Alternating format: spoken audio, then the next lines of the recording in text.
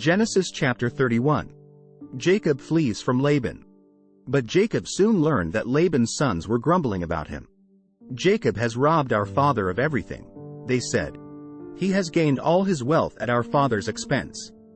And Jacob began to notice a change in Laban's attitude toward him. Then the Lord said to Jacob, "Return to the land of your father and grandfather and to your relatives there, and I will be with you." So Jacob called Rachel and Leah out to the field where he was watching his flock. He said to them, "I have noticed that your father's attitude toward me has changed. But the God of my father has been with me. You know how hard I have worked for your father, but he has cheated me, changing my wages 10 times. But God has not allowed him to do me any harm. For if he said, 'The speckled animals will be your wages,' the whole flock began to produce speckled young. And when he changed his mind and said, 'The striped animals will be your wages,' then the whole flock produced striped young. In this way, God has taken your father's animals and given them to me. One time during the mating season, I had a dream and saw that the male goats mating with the females were streaked, speckled, and spotted. Then in my dream, the angel of God said to me, 'Jacob.' And I replied, 'Yes, here I am.' The angel said, 'Look up, and you will see that only the streaked, speckled, and spotted males are mating with the females of your flock. For I have seen how Laban has treated you. I am the God who appeared to you at Bethel, the place where you anointed the pillar of stone and made your vow to me. Now get ready and leave this country and return to the land of your birth.' Rachel and Leah responded, 'That's fine with us. We won't inherit any of our father's wealth anyway. He has reduced our rights to those of foreign women. And after he sold us, he wasted the money you paid him for us. All the wealth God has given you from our father legally belongs to us and our children. So go ahead and do whatever God has told you.' So Jacob put his wives and children on camels, and he drove all his livestock in front of him. He packed all the belongings he had acquired in Padan Aram and set out for the land of Canaan, where his father, Isaac, lived. At the time they left, Laban was some distance away, shearing his sheep. Rachel stole her father's household idols and took them with her. Jacob outwitted Laban the Aramean, for they set out secretly and never told Laban they were leaving.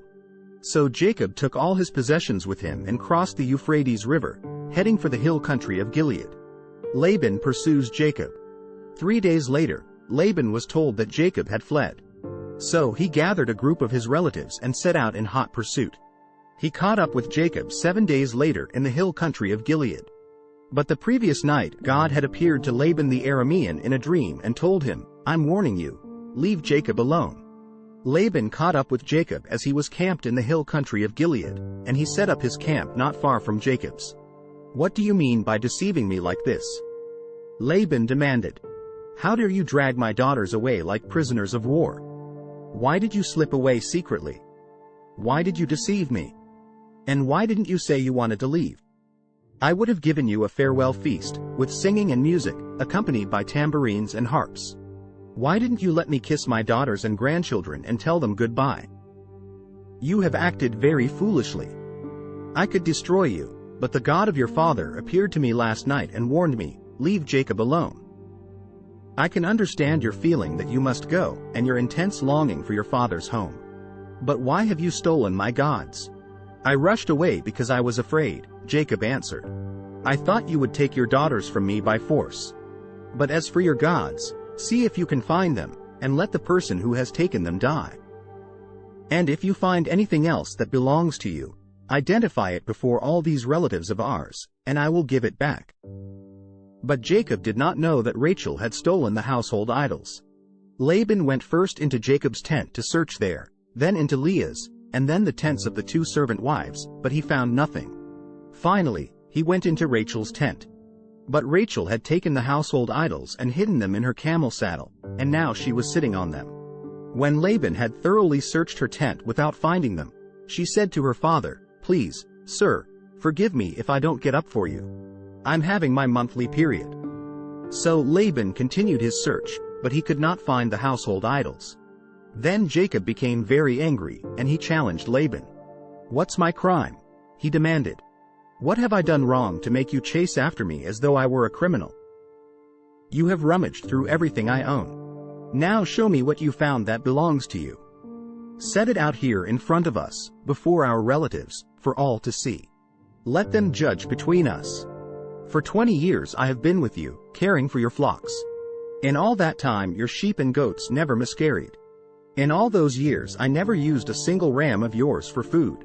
If any were attacked and killed by wild animals, I never showed you the carcass and asked you to reduce the count of your flock. No, I took the loss myself. You made me pay for every stolen animal, whether it was taken in broad daylight or in the dark of night. I worked for you through the scorching heat of the day and through cold and sleepless nights. Yes, for 20 years I slaved in your house. I worked for 14 years earning your 2 daughters, and then 6 more years for your flock. And you changed my wages 10 times. In fact, if the God of my father had not been on my side, the God of Abraham and the fearsome God of Isaac, you would have sent me away empty-handed. But God has seen your abuse and my hard work. That is why he appeared to you last night and rebuked you. Jacob's treaty with Laban. Then Laban replied to Jacob, "These women are my daughters, these children are my grandchildren, and these flocks are my flocks. In fact, everything you see is mine. But what can I do now about my daughters and their children? So come, let's make a covenant, you and I, and it will be a witness to our commitment." So Jacob took a stone and set it up as a monument. Then he told his family members, "Gather some stones." So they gathered stones and piled them in a heap. Then Jacob and Laban sat down beside the pile of stones to eat a covenant meal. To commemorate the event, Laban called the place Jegar Sahadutha, which means witness pile, in Aramaic, and Jacob called it Gilead, which means witness pile, in Hebrew. Then Laban declared, "This pile of stones will stand as a witness to remind us of the covenant we have made today." This explains why it was called Gilead, witness pile. But it was also called Mizpah, which means watchtower, for Laban said, "May the Lord keep watch between us to make sure that we keep this covenant when we are out of each other's sight.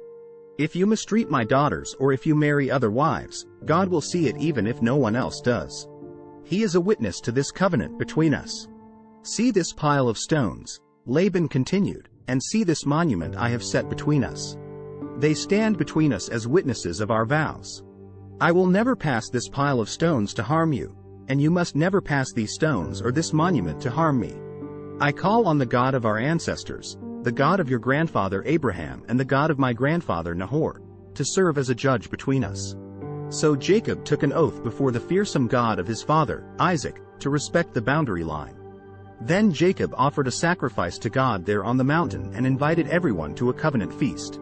After they had eaten, they spent the night on the mountain. Laban got up early the next morning, and he kissed his grandchildren and his daughters and blessed them. Then he left and returned home. Thanks for watching.